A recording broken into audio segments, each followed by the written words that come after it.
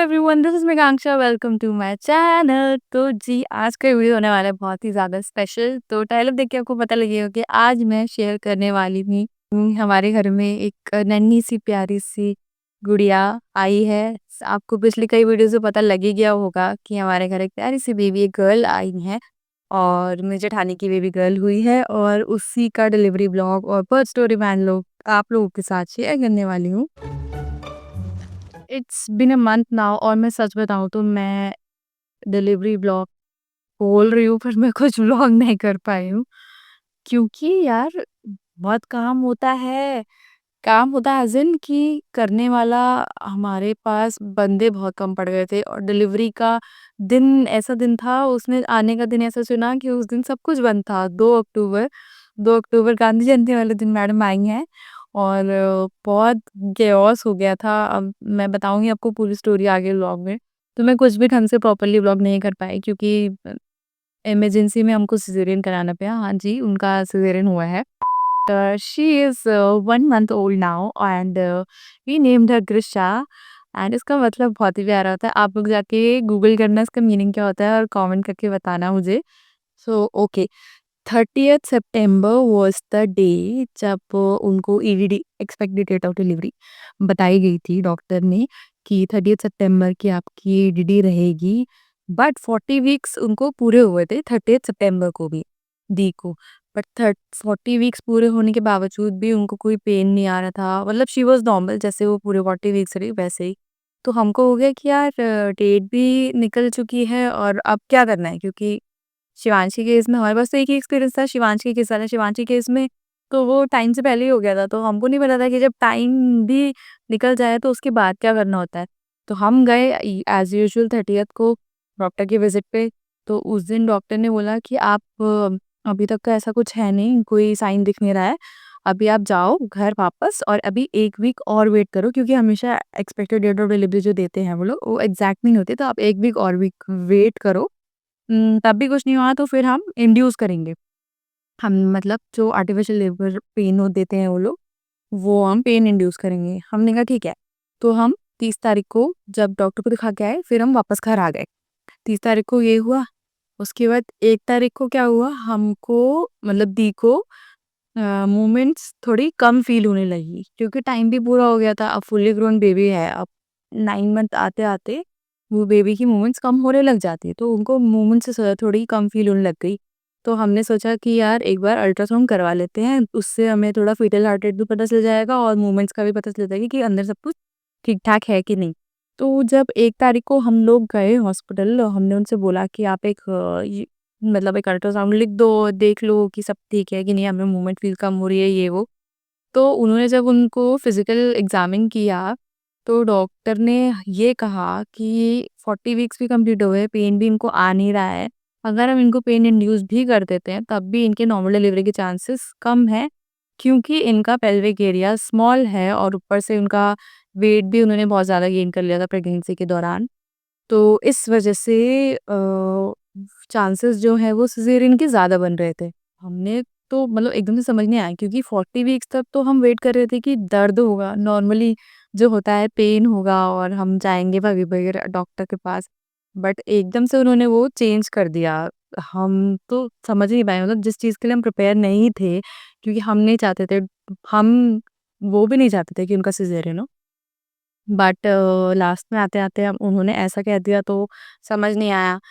तो वेट वाली चीज़ तो थी, देखो कई चीज़ें जो थी वो सही भी थी कि वेट थोड़ा ज़्यादा था, तो उस वज़ह से नॉर्मल के चांसेस कम हो जाते हैं। अब जब उन्होंने ऐसा बोल दिया था कि यार नॉर्मल डिलीवरी के चांसेस नहीं लग रहे हैं, सिज़ेरियन ही करना पड़ेगा।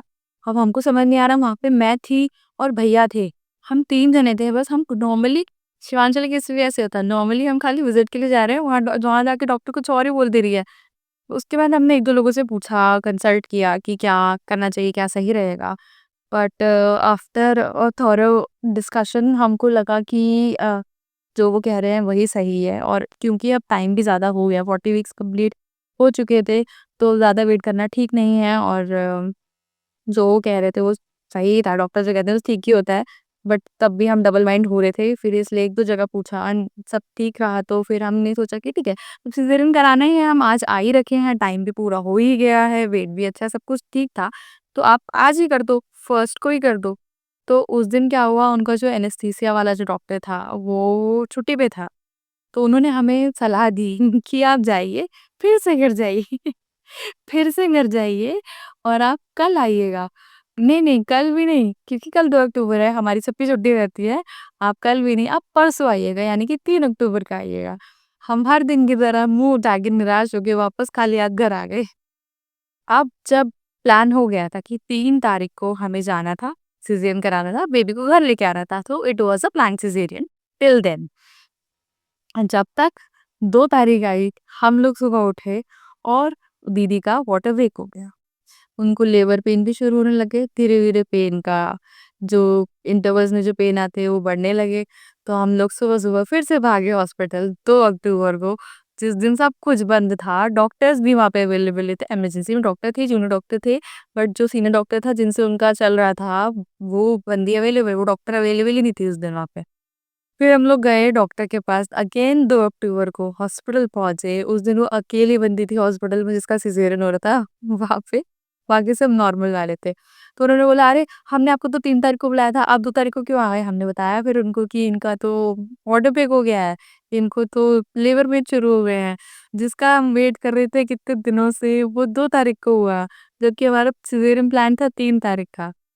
एनीवेज़ तो भैया हमारी कृषा ने सोच रखा था कि उसको 2 तारीख को ही आना है, तो वो 2 तारीख को आए गांधी जयंती मनाने के लिए, सबकी छुट्टी बर्बाद करने के लिए। सारे डॉक्टर मन ही मन में सोच रहे होंगे, हमको कोस रहे होंगे, हमारी छुट्टी बर्बाद करने के लिए 2 तारीख को सिज़ेरियन कराने के लिए आ गए हैं। बस फिर उसके बाद जो हुआ आप लोग आगे व्लॉग में देख ही लोगे, मैं थोड़ा-थोड़ा बीच में बता दूँगी। टू बी ऑनेस्ट मैंने कुछ व्लॉग नहीं कर पाई क्योंकि मैं वहाँ पे अकेली थी, मुझे ही दी को अकेले संभालना था। मुझे वो जब वो थे ऑपरेशन थिएटर में जा रही थी और वो बेबी को लेके आ रहे थे, सब कुछ हो रहा था एंड बहुत ओवर मतलब मैं अपना टाइम याद कर रही थी और बहुत ज़्यादा सब लोग बहुत इमोशनल हो गए थे। वो मोमेंट ही ऐसा होता है कि सब इमोशनल हो ही जाते हैं। तो उस टाइम पे कुछ याद नहीं रहता कि क्या ब्लॉग करना है, क्या नहीं करना। मुझे बस ये था कि बस बच्चा और माँ दोनों सही सलामत रहे, सबको यही था। और क्योंकि एकदम से ही सिज़ेरियन के लिए कह दिया था तो हमने फिर घरवालों को भी फ़ोन कर के बुलाया तो उन लोगों को भी ऑब्वियसली कोई प्रिपेयर्ड नहीं था। सब लोग 3 तारीख के लिए ही प्लान करके बैठे थे कि 3 को ही जाएँगे, 3 को ही पहुँचेंगे, उनके साथ हॉस्पिटल जाएँगे। तो इसी वजह से हमारे साथ कोई नहीं आ पाया, हम ही लोग वहाँ पे थे। फिर जैसे बेबी हो गया, फिर हमने सबको बताया, सब वो आए धीरे-धीरे करके और आगे क्या आया था व्लॉग में, ज़्यादा मैंने उस दिन व्लॉग नहीं किया। हुँ, मेरा भी खुद का छोटा बेबी है, तो मैं भी उसको भी देख रही थी, फिर उनको भी देख रही थी, तो बहुत ज़्यादा मैं इधर-उधर, उधर-उधर हो रखा था, तो मैं ज़्यादा व्लॉग नहीं कर पाई। I am so sorry for that. पर जितना व्लॉग कर पाई उतना मैं आपको दिखाऊँगी और स्टोरी ऐसे ही बताऊँगी आगे। एंड उसके बाद वो लोग जब घर आए, वो वेलकम व्लॉग उनका जो रहा, वो भी मैं डालूँगी, तो वो प्लीज़ आप देखिएगा। चलिए बने रहिए आज इस वीडियो में और आगे देखते रहिएगा कैसा रहा, कैसा लगा, प्लीज़ बताइएगा। Thank you so much. Labour room में हम दी अपने कैनेला लगवाने आई है अब यहाँ पे, अब इसका सिज़ेरियन होगा। ऐसे कर दो, ऑल द बेस्ट।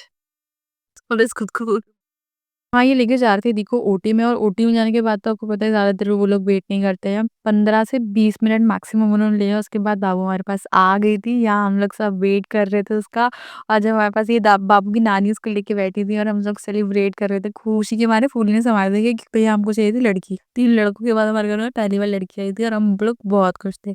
सब में सबसे ज़्यादा खुश शिवांश था क्योंकि उसने बहुत दिनों से बाबू-बाबू की रट लगा रखी थी और फाइनली उसकी बाबू आज आ गई थी।